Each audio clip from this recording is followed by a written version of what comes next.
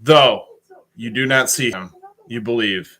And in believing, there is unspeakable joy. Saint Polycarp. Another quote from an early church father. Yes. I mean, we have a blessed inheritance all the time, and we're in constant communion with God.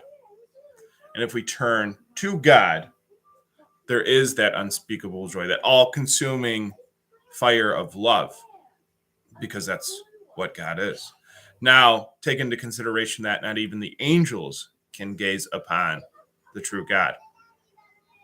So what would that mean for us? And those heavenly bodies, those powers and principalities do help protect us.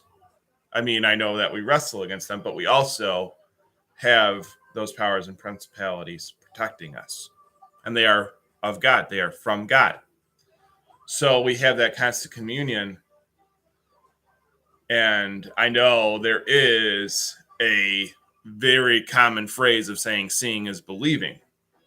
But if we come from a source spiritually, well, there that unspeakable joy, that love that God has for us, just like a parent has for a child, just like a spouse has love for another spouse, or many other, many other parts of that. There could be siblings, or family, just in general, right, and friends, right. So there's a lot of those relationships which can bring somebody unspeakable joy, which can bring somebody a lot of love in their life. But there is no love and no joy greater than the love that God has for us. But because of our sin, we're away from God.